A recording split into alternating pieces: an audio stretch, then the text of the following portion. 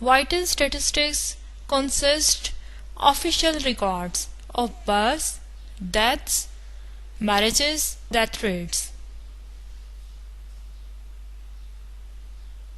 and mortality rates. देखिए simply हम vital statistics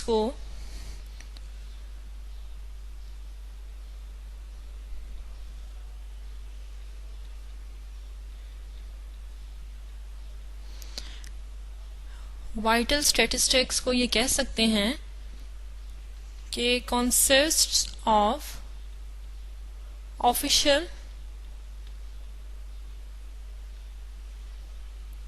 records of births हैं, डेथ्स हैं, मैरिजेस हैं एंड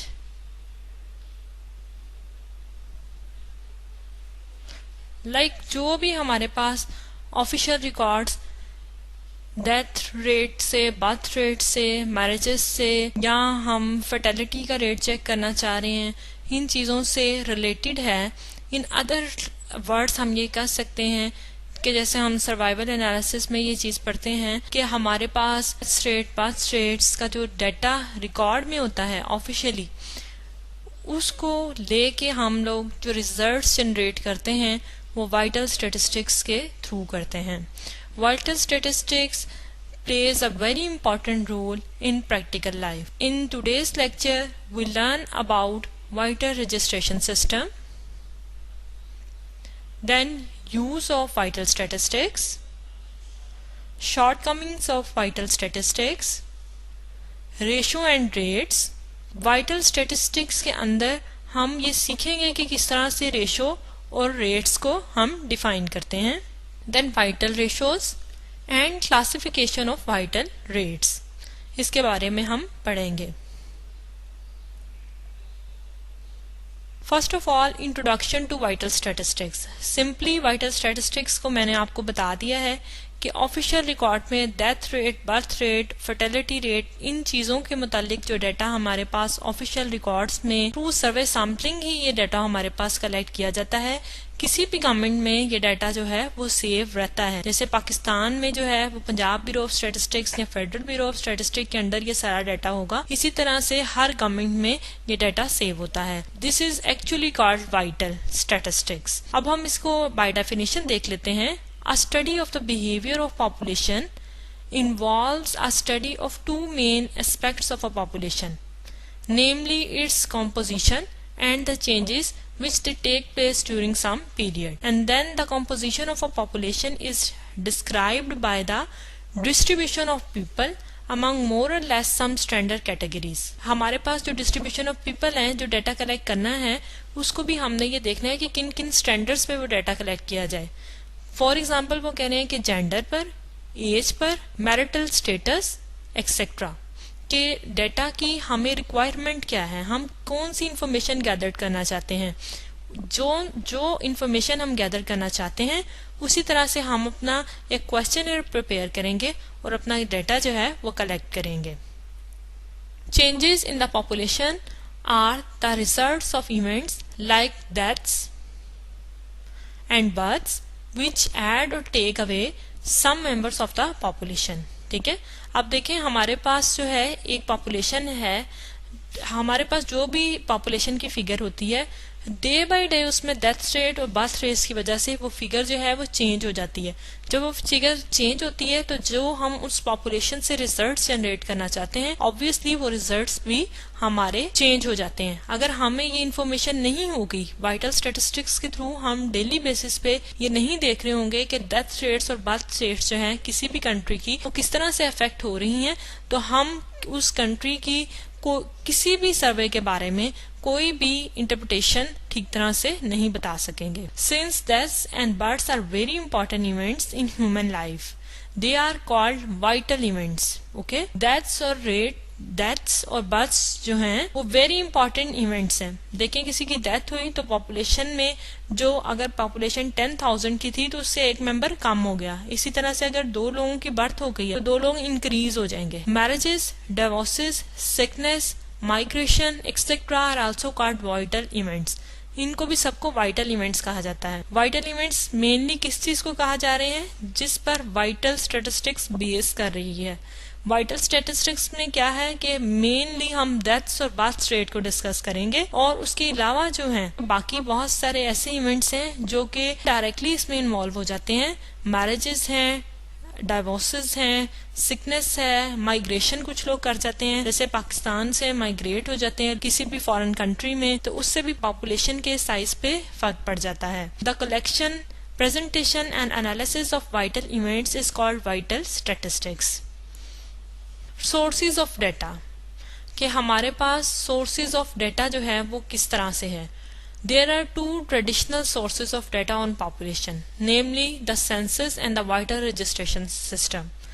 टू है हमारे पास, एक तो सेंसस है। आपने ये सुना है कि सेंसस, पाकिस्तान में जो सेंसस होते रहते हैं, वो आपको पता है कि सेंसस का क्या मतलब है कि होल पॉपुलेशन जितनी भी है परसेंट टू परसेंट जाके हम उसका डाटा कलेक्ट कर लेते हैं। और इसी तरह से हम वाइटर रजिस्ट्रेशन सिस्टम अभी पढ़ेंगे कि उसके थ्रू किस तरह से डाटा कलेक्ट किया जाता है। Vital statistics can be obtained from a census while the composition of the population can be determined from a registration system. देखें, इसमें ये बड़ा इजीली डिफाइन कर दिया गया है कि जो वाइटल स्टैटिस्टिक्स हैं वो उसको हम सेंसस से भी ऑब्टेन किया जा सकता है, while the composition of the population can be determined from a registration system. Okay. Population census. Census of population is the total process of collecting, publishing demographic, economic and social data pertaining to a specific time or times of all persons in a country of delimited territory. Only 5 census of population have been conducted in Pakistan. देखिए, जो आज का topic है ये आपको इस तरह से लग रहा है ये थ्योरेटिकल है, but it is really very interesting कि ये इंफॉर्मेटिव भी बहुत है। इंफॉर्मेटिव इन अ सेंस कि आपको पता चलेगा कि पाकिस्तान में वो सेंसस कंडक्ट हो चुके हैं और इन सेंसस का मकसद क्या है, इन सेंसस को क्यों कंडक्ट किया जाता है, और इसी तरह से वाइटर रजिस्ट्रेशन सिस्टम क्यों कंडक्ट किया गया है। ये देखें, 1951 में कंडक्ट किया गया, देन 1961 में, 72, 81 एंड फिफ्थ जो है 1998 में census conduct. The deaths and population figures for these census are given in the following table. ये देखें स्टूडेंट्स, हमारे पास जो सेंसस है, डेटा ऑफ एन्यूमरेशन, और इसी तरह से ये सेंसस की ड्यूरेशन और पॉपुलेशन एन्यूमरेटेड कितने रहे और पॉपुलेशन इंटरसेंसल चेंज कितनी आई हैं। टेबल में सारी फिगर्स को बताया गया है। Now we learn about the voter registration system. The voter records may be defined as those dealing with births, deaths, stillbirths. ठीक है? A stillbirth is the one in which the child shows no signs of life after being separated from the mother. Fetal deaths, इसी तरह से adoptions, legitimation, divorces and separation, ये सब कुछ involve है। इन सारी चीज़ों के बारे में जो डेटा कलेक्ट किया जाता है वो वाइटर रजिस्ट्रेशन सिस्टम के थ्रू किया जाता है। The registration of births and deaths in the rural areas of Pakistan is carried out under the basic demographics order 1959, ठीक है, and in rural areas under the municipal administration ordinance 1960। ये जो मैं आपको बता रही हूँ ये सिर्फ इन्फॉर्मेशन के लिए बता रही हूँ। आपने बेसिकली जो चीज़ समझनी है वो ये समझनी है कि हमारे पास आपको एक पता होना चाहिए कि पॉपुलेशन सेंसस क्या है और दूसरा वाइटर रजिस्ट्रेशन सिस्टम के अंदर जो चीज़ें आती हैं वो क्या हैं। The following details are noted in the birth and death registered in respect of each event.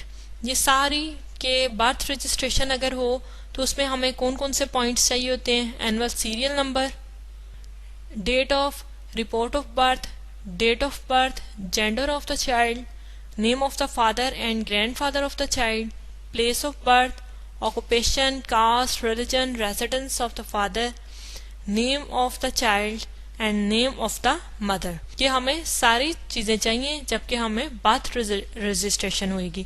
आप किसी भी हॉस्पिटल में जाके उनका ये फॉर्म देखें, वहाँ पे ये एक फॉर्म दिया जाता है। जब किसी भी बेबी की बर्थ होती है तो आपको एक फॉर्म दिया जाता है, या जो बर्थ सर्टिफिकेट आप जिसको बोलते हैं at the time of the birth of a baby, वो मदर को या फादर को दिया जाता है। उसमें ये सारी इंफॉर्मेशन फिलअप करनी होती है। इसी तरह डेथ रजिस्ट्रेशन है, जिसमें भी ऑलमोस्ट इसी तरह की सारी जो है वो इंफॉर्मेशन है।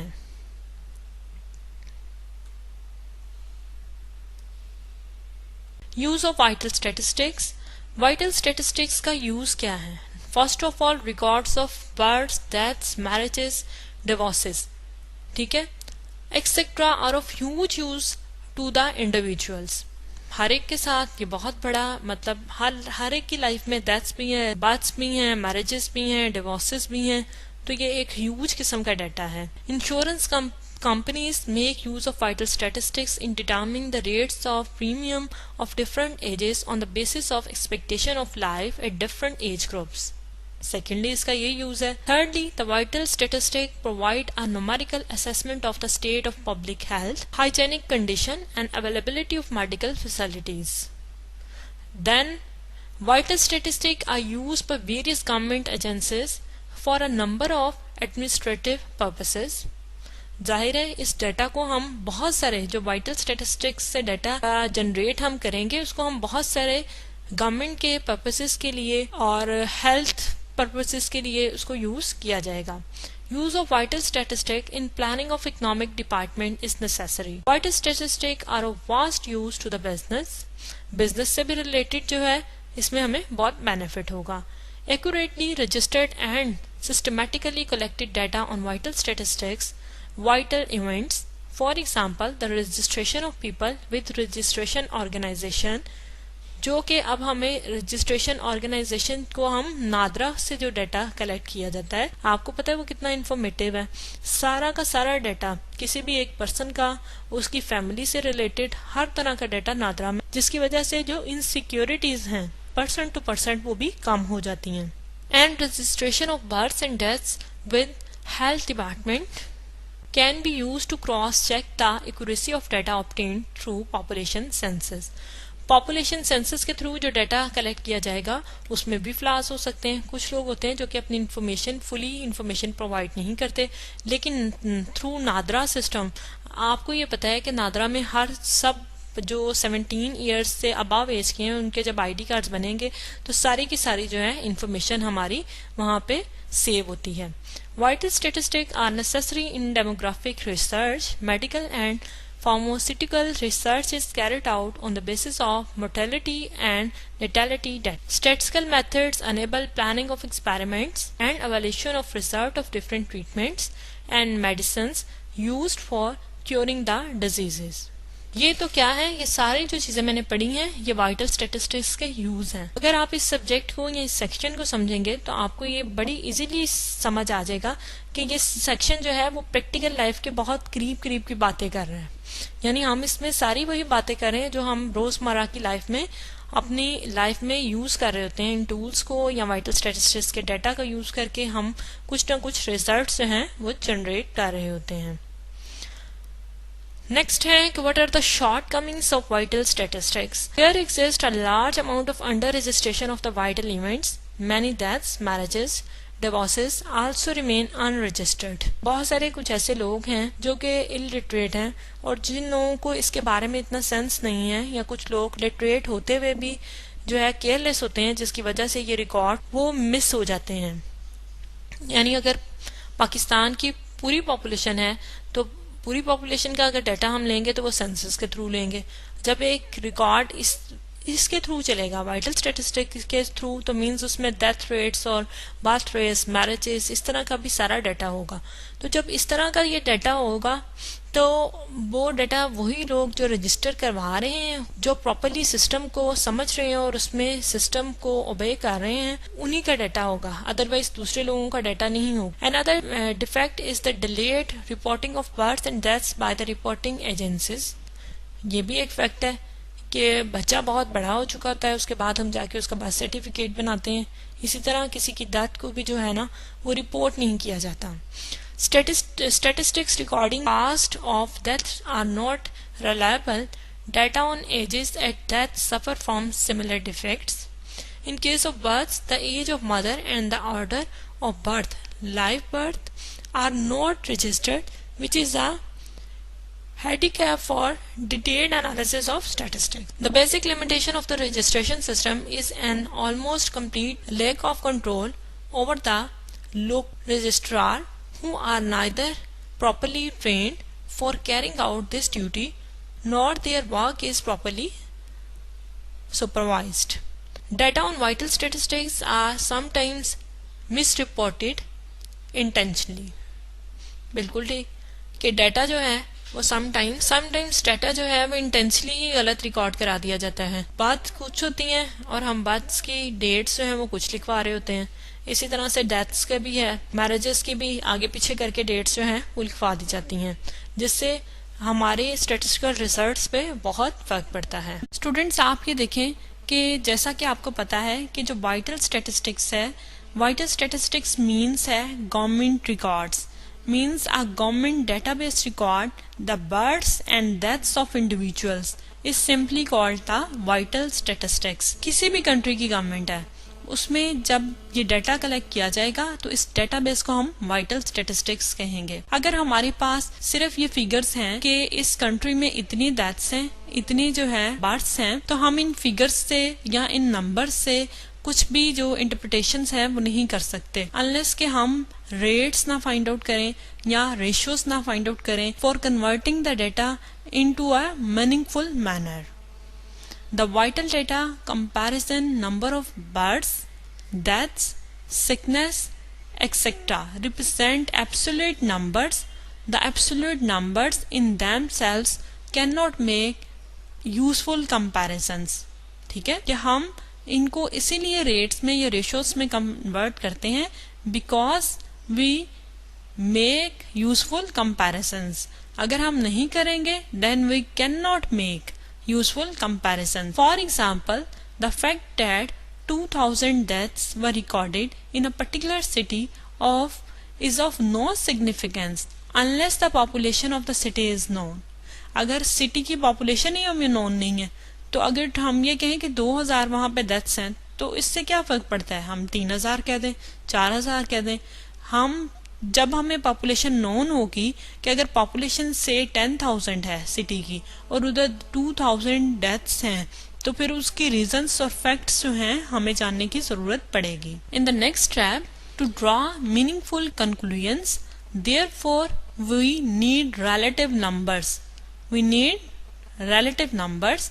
The relative numbers are of two types, rates and ratios. जब रेट्स और रेशियोज होंगे यानी नंबर ऑफ डेथ्स हम हमारे तरफ पास हैं और हमें ये पता है कि सिटी का साइज कितना है, तो हमारे पास एक रेशियो या रेट फाइंड आउट हो जाएगा। आप देखें क्या है, अ ratio is a single number. Ratio क्या है, रेशियो को डिफाइन किया गया है is a single number indicating the relative size of two numbers. दोनों नंबरों का जो कंपैरिजन होगा उनके साइज को इंडिकेट करेगा। If A and C are two numbers then ratio between them is defined as A over C. वही जो कि बचपन से हम रेशियो का कॉन्सेप्ट पढ़ते आ रहे हैं, रेशियो को बिल्कुल उसी तरह से डिफाइन किया गया है। In statistics a ratio express the relational of occurrence of a given kind of event to be occurrence other event और of one kind of data to the other kind of data. Symbolically हम ratio को इस तरह से define करेंगे ए over सी, जिस तरह से इसको डिफाइन किया गया है, लेकिन स्टैटिस्टिकली ए डिवाइडेड बाय सी हम इसको लिखेंगे एंड देन ए को हम डिफाइन करेंगे। ए क्या है, number of times a given kind of event occurs. ठीक है, बी क्या है, बी हम कह सकते हैं 1 minus A, that is number of times another kind of event occurs, यानी ए ना अकर करे जबकि दूसरा वाला इवेंट अकर कर रहा हो।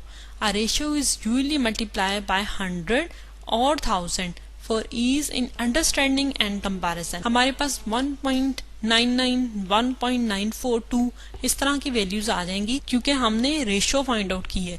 हम ये कहते हैं कि 2000 डिवाइडेड बाय 10,000, तो हमारे पास 1 पॉइंट समथिंग में वैल्यू या 2 पॉइंट समथिंग में वैल्यू आएगी। जब उससे हम 100 और 1000 से या मल्टीप्लाई करेंगे तो उसका मीनिंगफुल बन जाएगा। सपोज करें कि वो आ जाता है हमारे पास 109 या 1010 आ जाती है हमारे पास रेशो, तो हम ये कहेंगे कि 109% वो डेथ्स हैं इस स्पेसिफिक सिटी में। A ratio of two numbers such that numerator is a part of the denominator and the denominator represents the total number is called a proportion। अब रेशो में ही एक और टर्म डिफाइन की जा रही है प्रोपोर्शन की।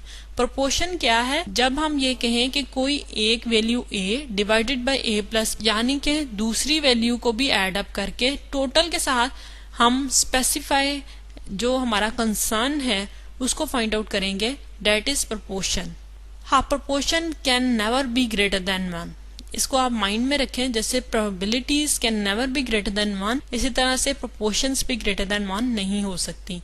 For example, the proportion of bachelors up to the age of 25 years to the total population is the probability that so many persons out of the total population will be bachelors till they attain the age of 25 years। हम जो populations वगैरह हैं या vital statistics, जितना भी database government के पास database है वो सर्वेस होते हैं, तो इसी तरह से होते हैं कि इतनी एज तक क्या देखा जाए कि कितने लोग हैं बैचलर्स, फिर उसके बाद अप टू 30 एज तक देखा जाए कि कितने लोग जॉबियन हैं। इस तरह से ये सारा कुछ जो है गवर्नमेंट के रिकॉर्ड के लिए, जिससे कि हम एनालिसिस करते हैं। बहुत सारी चीजों में ये डाटा हमें बेनिफिट होता है, हमारे लिए मीनिंगफुल होता है। In vital statistics, a ratio which expresses the numerical proportion of the number of occurrence of a vital event to the total population is called a rate। ठीक है, अब हमें क्या बता रहे हैं? रेट के बारे में बता रहा है। पहले हमने रेशोज के बारे में पढ़ा है, अब मैं आपको बता रही हूँ कि रेट का क्या बता रहा है कि जब रेशो जो है एक्सप्रेस की जाती है न्यूमेरिकल प्रोपोर्शन में, तो उसको क्या कहते हैं? That is called rate. Rate को हम इस तरह से डिफाइन करेंगे, जो कि प्रोपोर्शन हमने निकाली थी, रेशो से प्रोपोर्शन निकाला, that is called rate. Where a equals to the number of times a given event occurs and b number of time the event does not occur। Vital rates are usually expressed by 1000 population for years in understanding। Vital rates are death rates, birth rates। अब vital rates क्या क्या हो सकते हैं हमारे पास? Deaths के भी rates हमारे पास होते हैं कि कितनी नंबर ऑफ डेथ्स हैं, बर्थ्स के भी, fertility rates, reproduction rates and marriage rates. ये सारा, इन सारी बेसिस पे डाटा जो है वो कलेक्ट करती है गवर्नमेंट। वाइटल रेशोज हैं, there are two types of vital ratios. Number 1 is sex ratios and number 2 is child woman ratios. Sex ratio के थ्रू हम किस तरह से डाटा कलेक्ट करते हैं इसको देखते हैं। बहुत ही इजी टॉपिक है, बहुत ही आपके लिए अंडरस्टैंडिंग लेवल वाला टॉपिक है कि प्रैक्टिकली डाटा किस तरह से कलेक्ट किए जा रहे हैं, गवर्नमेंट के रिकॉर्ड में किस तरह से आ रहे हैं। These all depends on vital statistics. It is defined as the ratio of the number of males to the number of females in a given population. हमारी जितनी भी पाकिस्तान की पॉपुलेशन है, अगर हम मुझसे उसमें सेक्स रेशियोज फाइंड आउट करें तो 1 मिनट में हमें पता चल जाएगा कि नंबर ऑफ मेल्स कितने हैं और नंबर ऑफ फीमेल्स कितनी है हमारे पास। Where m the number of males in the population and f is the number of females in the population. For example वो कहते हैं कि if the population of a city consist this figure, इतनी figure के males हैं और इसी तरह से फीमेल्स हैं, इन दोनों की रेशियोज फाइंड आउट कर लेंगे तो हमारे पास मल्टीप्लाई बाय 100 करना है, क्योंकि हमने अपनी आसानी के लिए 100 से मल्टीप्लाई करना है कि हम ये जो चीज फिगर्स निकालें वो इजीली अंडरस्टैंडेबल हो। देखें यहाँ पे आ गया 100.7। इसका क्या मतलब है? This shows that in this population the males are 1.007 times or 100.7% of males। 100.7% of males हैं, यानी जितनी भी टोटल नंबर ऑफ पॉपुलेशन है उसमें से 100.7% मेल्स हैं। अब उसके बाद वो कहता है कि अगर तो सेक्स रेशियो जो है वो मोर देन 100 है, जैसे कि ये मोर देन 100 है, shows that the number of males is more than the number of females। इसका मतलब है कि अगर सेक्स रेशो जो है ग्रेटर देन 100 है, मीन्स क्या है हमारे पास कि मेल्स जो हैं वो ग्रेटर देन है फीमेल्स से, इनकी रेशो हमेशा ज्यादा ही होगी, ठीक है। और अगर ये है कि वो लेस देन है 100 से, मीन्स मेल्स जो हैं वो लेस देन होंगे फीमेल्स से। In other words females are greater than males, तो उस पॉपुलेशन में फीमेल्स का एक बिग पार्ट है और मेल्स उनसे कम होंगे। Sometimes we are interested in the sex ratio of a proportion of the population. For example, the sex ratio at birth describes the sex composition of the live births at a specific time. It is given by, तो sex ratio at birth को हम कैसे करेंगे कि birth for the males and birth for the females multiply by 100. इसी तरह number of males live births and number of males live females life births आ गई जिनको आपस में हमने डिवाइड किया। For example, if an area during a specified period और year the number of male babies more is 150,000 and that of female babies more is 140,000, then अगर जब हम इसकी रेशो फाइंड आउट करेंगे तो 110 बन गई। जब 110 आ गई डेट इज ग्रेटर देन किससे है, ग्रेटर देन आ गई 100 से, तो इट्स मीन्स कि इसमें जो मेल बेबीज हैं वो ज्यादा होंगे, ठीक है, उनकी रेशो ज्यादा होगी। वैसे भी फिगर से पता चल रहा है कि वो ज्यादा ही है, लेकिन इसके रिजल्ट से भी हमें पता चल जाएगा। Which shows that there are 110 male babies for 100 female babies at the time of the birth in the area during the period or year. The sex ratio at different age groups may also be computed. इसी तरह से sex ratio different age groups की भी compute की जा सकती है। हमारे पास हर एज ग्रुप का डाटा, हर एज ग्रुप के अकॉर्डिंगली डाटा होता है कि सर्वाइवल रेट्स कितने हैं, किस एज ग्रुप के ज्यादा हैं, किस एज ग्रुप के कम हैं। जब 0 से हम 4 तक का भी देख सकते हैं, देन 4 to 5, इस तरह से इंडिविजुअली अगर ईयर टू ईयर देखना चाहें वो भी हम डाटा रिकॉर्ड्स किए हुए होते हैं, वो भी देख सकते होते हैं। या इसके अलावा आपने जैसे कि अगर नेक्स्ट और फर्दर स्टैटिस्टिक्स के बारे में पढ़ें तो आप सर्वाइवल एनालिसिस के बारे में पढ़ेंगे। उसमें यही है कि हम हर एज ग्रुप के हिसाब से जो है वो डाटा स्टैटिस्टिकली कलेक्ट किया जाता है, उसका ग्राफ बनता है और इससे पता चलता है कि जो वियर आउट है लाइफ का वो कहाँ पे ज्यादा है, अबव 60 एज में और बिलो जो है वो 5 एज में। इसका रेट जो है 5 के बाद इसका बढ़ना शुरू होता है और उसके बाद 60 के बाद जो है वो ज्यादा डेंजर में आ जाता है। जैसे इंसान की लाइफ भी इसी तरह से है कि 60 के बाद उसका वियर आउट स्टार्ट हो जाता है। अब एक एग्जांपल से सेक्स रेशो को बाय एज फाइंड आउट कर लेते हैं। इसमें देखें कि एज हमारे पास 0 to 9, 10 to 19, ये सारे इंटरवल्स में अप टू 60 तक एज हमें गिवन है। मेल्स और फीमेल्स की वैल्यूज यानी नंबर ऑफ मेल्स और नंबर ऑफ फीमेल्स भी हमें गिवन है। हमने सिंपली क्या करना है, सेक्स रेशो फाइंड आउट करना है। सेक्स रेशो का आपको फॉर्मूला पता है, इट्स वेरी सिंपल, अभी अभी हमने किया है। सेक्स रेशो क्या है, नंबर ऑफ मेल्स हैं वो divided by number of females multiply by 100, तो आपके पास ये वैल्यूज आ जाएंगी। जो फर्स्ट वैल्यू है वो आपके पास आ जाएगी 109.4, इसी तरह से 120.6, ये मैंने अभी अभी करके देखी हैं, आप खुद भी अपने कैलकुलेटर पे इनको फाइंड आउट कर सकते हैं। सिर्फ सिंपल जो है वो डिवाइड करना है आपने और 100 से मल्टीप्लाई कर देना है। और इसी तरह से जब ये टोटल नंबर ऑफ मेल्स को टोटल नंबर ऑफ फीमेल्स से डिवाइड करेंगे तो आपके पास ये जो रेशो आ जाएगी वो 115.8 आ गई है। सही, इससे हम ये भी इंटरप्रिटेशन लगा सकते हैं 109 हर एक का देखें ग्रेटर देन 100 है, मीन्स मेल्स ज्यादा हैं as compare to females. Next एक और एग्जाम्पल कर लेते हैं। इस एग्जाम्पल में कैलकुलेट करना है हमने sex ratio by age for 1961 population census of Pakistan and examine your results critically. ठीक है, हमें पॉपुलेशन ऑफ जो सेंसस ऑफ पाकिस्तान है उसका डाटा गिवन है ऑल एजेस का डाटा भी गिवन है, 0 to 4, 5 to 9, 10 to 14, then 15 to 19, 20 to 24 and up to so on 44 years तक का डाटा हमें मेल्स और फीमेल्स का गिवन है।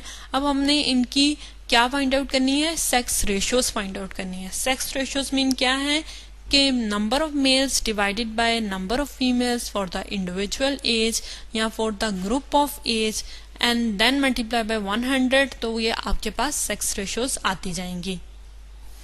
फर्स्ट में देखें, आप निकालें इनको,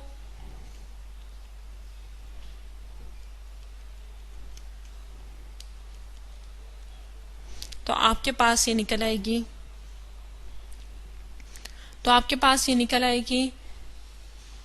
1115.83,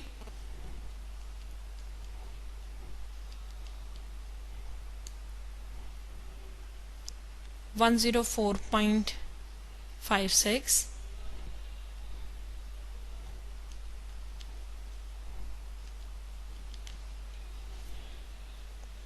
114.59,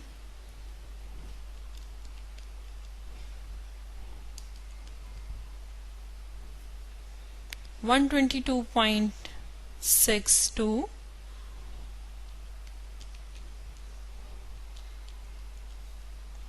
स्टूडेंट फिर मैं आपको यही कहूँगी कि ये टॉपिक बहुत आसान है, सिर्फ आपने इसके कॉन्सेप्ट को समझने पे तवज्जो देनी है। इसकी जो कैलकुलेशंस वगैरह हैं वो बहुत सिंपल हैं।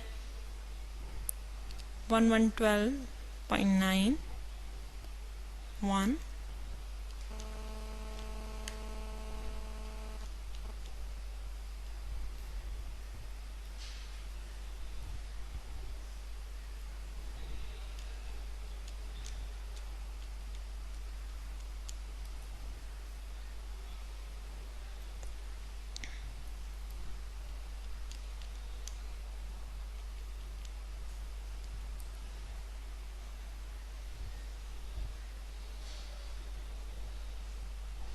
टोटल इसका भी देख लेते हैं कि 40 to 44 तक की एज का क्या आ रहा है, 1119.40।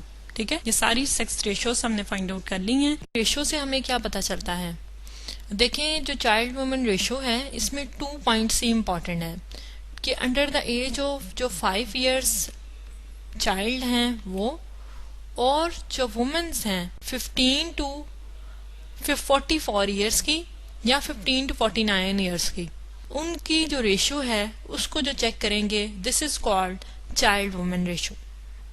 Okay, child women ratio is the ratio of children to the women in census population of a country और अ जियोग्राफिकल रीजन।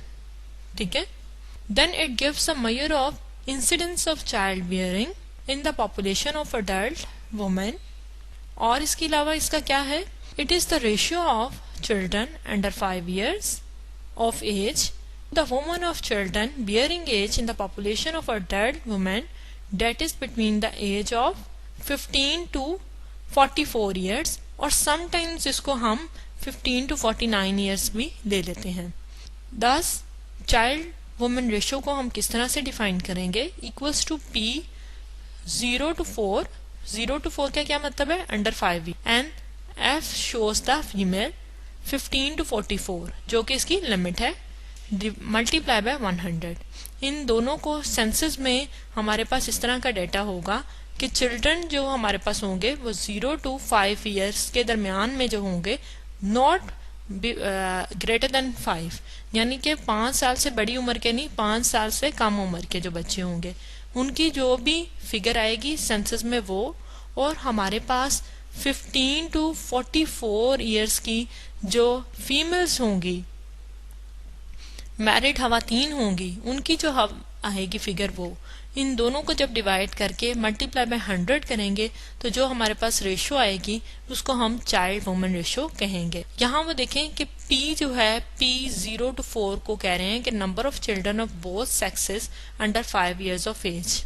ठीक है, हमारे पास चाइल्ड में मेल हो या फीमेल हो वो सब के सब इंक्लूडेड होंगे, और फीमेल्स में क्या है, कि F1544 कह रहे हैं कि number of females between ages 15 to 44, और समटाइम्स इसको हम 15 to 49 भी ले सकते हैं कि इतनी एज की खवातीन का सारा डाटा कलेक्ट करके उनको अंडर 5 years एज के चाइल्ड के डाटा से जब हम डिवाइड करेंगे तो जो इसकी रेशियो बनेगी, this is called child woman ratio. ये देखें, according to the 1961 census of population, the number of children below 5 years of age and the female population between the ages 15 to 44 in Pakistan were enumerated to be 64,57,000 and 66,27,000 respective। यानी ये थी हमारे पास children की ratio और ये थी हमारे पास female की रेशो। तो इससे हमने चाइल्ड वुमेन रेशो जो कैलकुलेट की वो इसी तरह से करेंगे ना, जो इसका फार्मूला है। इसका फार्मूला हमारे पास P, बस आपको ये पता होना चाहिए कि इसको किस तरह से फाइंड आउट किया गया है। 15 से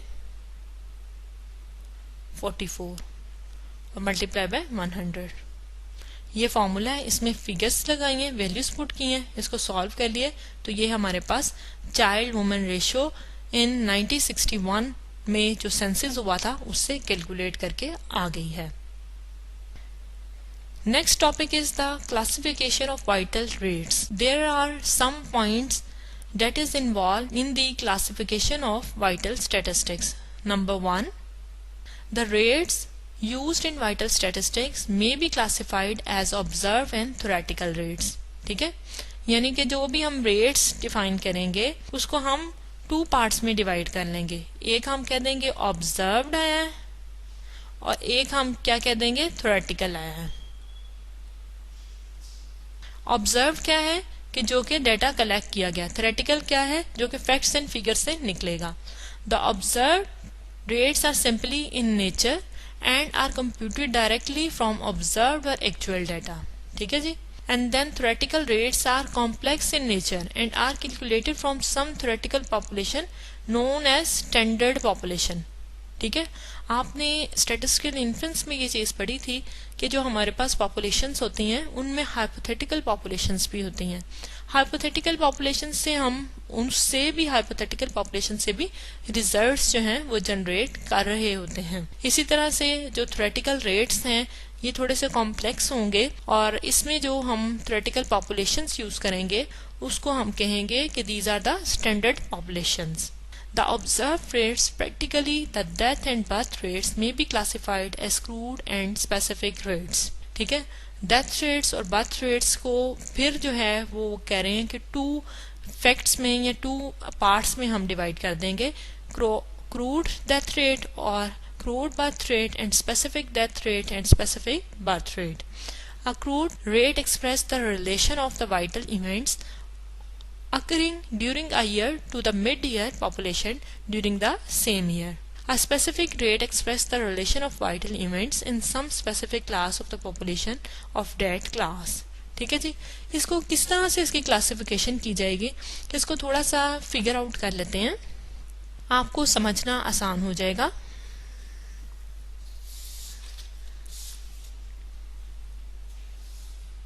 फर्स्ट ऑफ ऑल अगर हम ये कहें कि मोर्टेलिटी रेट है हमारे पास,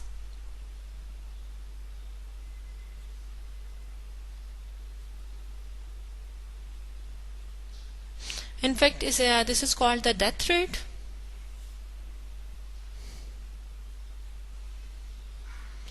डेथ रेट्स हम कह सकते हैं इसको, सही है। अब जो डेथ रेट्स है उसको 2 उसमें डिवाइड कर सकते हैं, एक तो ऑब्जर्व में एंड सेकेंडली थ्योरेटिकल में। जो ऑब्जर्व्ड है वो कहते हैं इसको फिर अगेन हम डिवाइड कर सकते हैं, अभी भी मैंने आपको पढ़ाया है। क्रूड क्या कहेंगे, क्रूड डेथ रेट और स्पेसिफिक डेथ रेट। और इसी तरह जो थ्योरेटिकल है उसको हमने क्या करना है, स्टैंडर्डाइज करना है।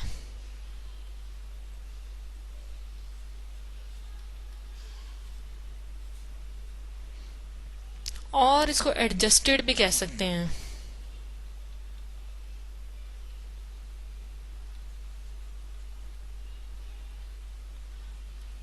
ठीक है, अब हमने क्या बनाना है कि बर्थ रेट्स के बारे में। ठीक है, बर्थ रेट्स के बारे में जब हम क्लासिफिकेशन करेंगे, वेरी सिंपल, हम फिर क्या करेंगे, इसको ऑब्जर्व में और इसको थ्योरेटिकल में चेंज कर लिया, क्लासिफाई कर लिया। ऑब्जर्व को दोबारा किस में कर लिया, क्रूड बर्थ रेट में और स्पेसिफिक बर्थ रेट में। और थ्योरेटिकल को इसी तरह से क्या कहेंगे हम, कि जो थ्योरेटिकल हमारे पास आएगा वो स्टैंडर्डाइज बर्थ रेट होएगा। Need to be standardize the birth rate.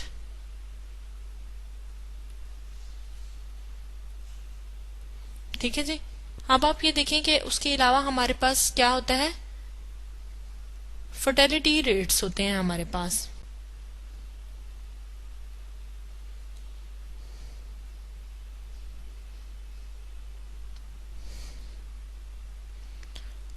Observed आएंगे इसमें, और ऑब्जर्व्ड किस टाइप के हो सकते हैं, journal fertility rate and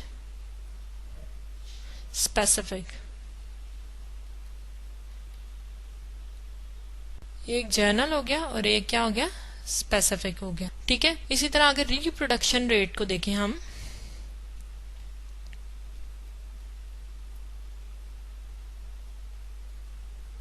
reproduction rate जो होगा वो हमारे पास ऑब्जर्व में ही होगा। ठीक है, that is divided into gross reproduction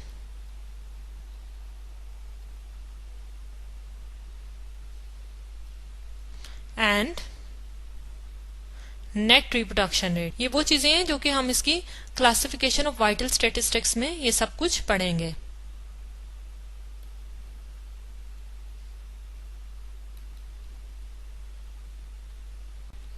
इसके अलावा मोबिलिटी और sickness of rate, marriages rate, divorce rates, इनके बारे में भी हम पढ़ेंगे।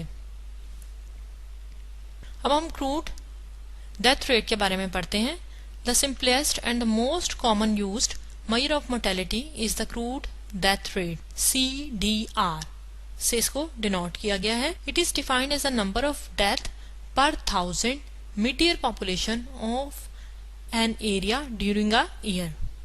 Crude death rate is a ratio of registered deaths in an area during a year to the mid-year estimated population of the same area during the same year, usually expressed by per thousand। ठीक है, symbolically हम इसको D shows the deaths and P shows the population। ठीक है, लेकिन population कौन सी है, जो कि मिड ईयर एस्टिमेटेड पॉपुलेशन है वो है। ये देखें यहाँ पे बताया गया है D number of registered deaths in an area during a year and P mid year estimated population of the area for the same year. ठीक है, अब हम इसको एक एग्जाम्पल के थ्रू देख लेते हैं। एग्जाम्पल में वो हमें बता रहे हैं कि सपोज करें the number of registered deaths, number of कौन सी है, रजिस्टर्ड डेथ्स हैं हमारे पास, और for a country during the calendar year 1960 was क्या है हमारे पास, 10 lakh was 10,063 and the estimated population of the country on 1st July 1960 was 11 lakh and 71,000. Then the crude death rate of the country for the year 1960 is, किस तरह से compute किया जाएगा, आपको formula पता है कि हम यहाँ पे लिखेंगे D divided by P multiply by 1000। आपको ये पता है कि जब मैं अभी आपको पढ़ा रही थी तो यहाँ से जो रेशियोज को हमेशा पहले हम मल्टीप्लाई करते थे वो 100 से मल्टीप्लाई करते थे, लेकिन अपनी फिगर्स को मोर मीनिंगफुल बनाने के लिए और अंडरस्टैंडेबल बनाने के लिए ये चीज़ हमने पढ़ी है कि हम 1000 से भी मल्टीप्लाई कर सकते हैं। So here we multiply by 1000 that is equals to 8.6 per 1000। ये हमारे पास फिगर जो है या रेशियो जो है वो फाइंड आउट हो गई है। क्रूड डेथ रेट ये हमारे पास आ गया है बाय द सर्वे ऑफ 1960। अब है स्पेसिफिक डेथ रेट में क्या है, The crude death rate gives only a general indication of the level of mortality and its changes. ठीक है, उसने जनरल सा हमें एक व्यू दे दिया कि टोटल पॉपुलेशन इतनी थी, डेथ्स इतनी हुई और रेशो हमारे पास ये आ गई. The mortality rate of the population is generally affected by the number of factors, particularly the age and sex distribution of the population. ठीक है, अब हमारे पास जो पॉपुलेशन है उसमें डिफरेंट एजेस भी हैं, सेक्स भी डिफरेंट है, दो चीजें तो डिफरेंट हैं. For example, the death rate is high at early and old ages but low at middle ages. ठीक है, ये एक फैक्टर निकल आया हमारे पास. देन क्या है, a crude death rate fails to make comparisons between different ages, areas etcetera. Crude death rate में और स्पेसिफिक डेथ रेट में यही फर्क है, वाज़ेह तौर पे एक फर्क है कि क्रूड डेथ रेट हमें, अगर हम एजेस के दरमियान में ये चेक करना चाहें कि इन एजेस के कितने जो हैं लोगों की डेथ का क्या रेशोज हैं किसी भी कंट्री में, और उसको कंपेयर करना चाहें तो हम क्रूड डेथ रेट के फार्मूले के थ्रू नहीं कर सकते. We have to use the specific death rate formula. Specific death rate may be defined as the number of deaths per thousand population of a specific group or class. The specification being made with respect to age, sex, marital status, occupation, religion, etc. तो इसको जब specific death rate को find out करना है तो इसको जो हम कैटेगराइज कर सकते हैं वो किन किन सूरतों में कर सकते हैं, एज में, सेक्स में, मैरिटल स्टेटस में, ऑक्यूपेशन में, रिलीजन में, और उसके अलावा भी अगर हम कोई और फैक्टर्स भी इन्वॉल्व करना चाहते हैं तो वो भी करके एक ग्रुप के थ्रू हम स्पेसिफिक डेथ रेट को फाइंड आउट कर सकते हैं. The specific death rates are the age specific and sex specific death rates. Yes, जब हम एज के थ्रू कर रहे होंगे या हम सेक्स के थ्रू कर रहे होंगे, then we called as the age specific death rate और the sex specific death rates. The age-specific death rate denoted by MI and is computed by this formula. MI equals to DI divided by PI multiplied by 1000. DI number of deaths during the year in the ith age group. ठीक है, ith age group means मैं ये कहूँ कि 20 as के जो age group के लोग हैं ना, मैं उनकी सिर्फ डेथ्स को चेक करना चाहती हूँ कि एट द एज ऑफ 20 जो है वो कितने लोग हुए. मिडिल एज में तो पहले ही हमें ये थोड़े से ऑब्जर्वेशन होती है कि कम लोगों की डेथ होती है. यहाँ तो बहुत अर्ली एज में डेथ रेट ज्यादा होता है, यहाँ तो बहुत जो है वो जाहिर है जब अबव 60 ऑन एवरेज जो है वो 60-65 ईयर्स पाकिस्तान में जो है वो एज है, तो 65 ईयर्स के बाद जो है वो डेथ रेट फिर इंक्रीज हो जाता है. तो इसी तरह से आयत को हम कोई भी एज ग्रुप ले सकते हैं, तो उससे हम specific age specific death rate को फाइंड आउट किया जा सकता है. इसी तरह पीआई जो है वो वही डिफाइन करता है कि mid year population in the ith age group. ठीक है, आईएथ एज ग्रुप में जो हमारे पास मिड ईयर पॉपुलेशन है उसको हम ले लेंगे. The death rates computed separately for males and females will be sex specific death rates. They can be computed by a formula similar to the one given above. बिल्कुल इसी तरह से जैसे ये फार्मूला है, इसी तरह से हम एज के हिसाब से और सेक्स के हिसाब से कि हम ये देखना चाहते हैं कि मेल्स जो हैं उनकी डेथ रेट्स क्या हैं और फीमेल्स की क्या हैं, and then when compare the both, तो हम ये किस चीज से फाइंड आउट कर सकते हैं, बिल्कुल इसी तरह के फॉर्मूला से फाइंड आउट कर सकते हैं. When the age specific death rates are computed separately for males and females they are called age sex specific death rates. ठीक है जी, जब ये हम सेपरेटली जाहिर है हमें करनी पड़ेगी ना.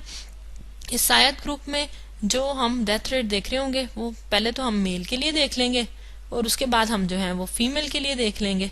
तो इसका मतलब है कि दोनों के फॉर्मूला यूज करके फिर जो कंपेयर करेंगे उसको हम एज सेक्स स्पेसिफिक रेट्स कहा जाएगा.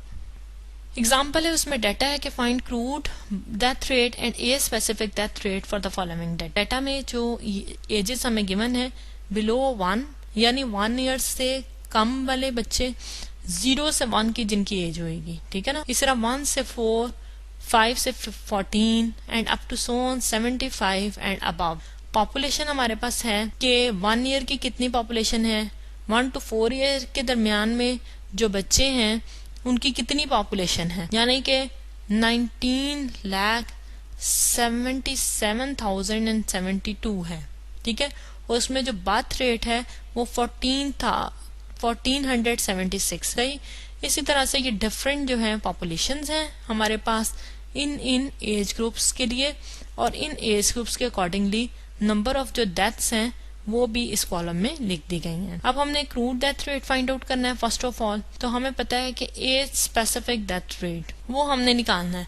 अब हमारे पास जो फॉर्मूला है वो क्या है, हमारे पास इसका फॉर्मूला ये देखें जी, इसका फार्मूला है MI equals to DI divided by PI multiply by 1000। इसका फार्मूला लिख लेते हैं कि ये है MI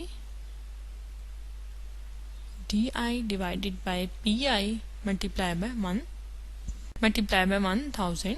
ठीक है जी। अब हम क्या करेंगे, ये हमारे पास पॉपुलेशन है लेकिन इसको हम PI लिखेंगे क्योंकि डिफरेंट एज ग्रुप्स की हैं।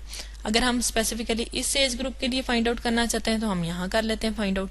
ये हमारे पास क्या आ जाएगा, और ये हमारे पास सारे क्या हैं वो DI हैं। ठीक है, DI। फिर अगर मैं इसको भी A1 2 3 असाइन कर दूं कि ये 1 है, 2 है, 3 है, 4 है, ग्रुप 1 है, ग्रुप 2 है, तो ग्रुप 2 के लिए जो आएगा उसमें हमारे पास क्या आ जाएगा कि पहले हम लिखेंगे 1476 डिवाइडेड बाय 19772 मल्टीप्लाई बाय 1000।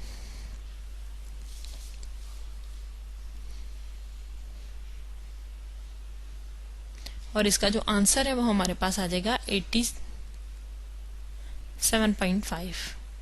ठीक है जी। इसी तरह से इसका फाइंड आउट किया जा सकता है कि 44,056 divided by 51175 multiply by 1000 that's comes out 87.1। देखिए, इस चीज को कॉन्सेप्ट को आपने समझना है। कैलकुलेशंस अप्लाइड स्टैटिस्टिक्स की सारी बहुत सिंपलेस्ट है, बहुत इजी है। सिर्फ सिंपल मल्टीप्लिकेशन है, सिंपल जो है डिवीजन है, जो हम थ्रू आउट इस कोर्स में करते आए हैं। अब सिंपली आपने इसको इससे डिवाइड करना है। सिर्फ फार्मूला को आप फोकस करें कि फार्मूला में क्या है कि DI डिवाइडेड बाय PI। ठीक है, PI I represents the different groups. ठीक है, I में भी 1 2 and up to so on, कुछ भी हो सकता है। फर्स्ट ग्रुप के लिए भी हो सकता है। फर्स्ट ग्रुप के लिए ये आ जाएगा A specific death rate for the first group, A specific death rate for the second group, और इसी तरह for the third group, and now for the fourth group 2.1, 3.4, 6.2, 14.5, 37.0 and 101.5। ठीक है जी, ये आ गई ए स्पेसिफिक डेथ रेट। अब हमने crude death rate find out करना है। Crude death rate find out करने के लिए वही हमें टेबल गिवन है, एज हमारे पास है, पॉपुलेशन है और नंबर ऑफ डेथ्स हैं। अब हमने ये नहीं देखना कि किस एज ग्रुप का हमें चाहिए, हमें टोटल चाहिए कि कितनी टोटल पॉपुलेशन है। ये देखिए हमने टोटल फाइंड आउट किया हुआ है, ये देखिए हमने टोटल फाइंड आउट किया हुआ है कि ये हमारे पास टोटल पॉपुलेशन है, और इसके लिए ये हमारे पास जो है वो टोटल डेथ्स हैं जो कि ड्यूरिंग दिस ईयर हुई हैं। ठीक है, इन दोनों को आप इसमें डिवाइड कर दें। ये देखें टोटल डेथ्स कितनी आई हैं हमारे पास, डिवाइडेड बाय टोटल पॉपुलेशन कितनी है,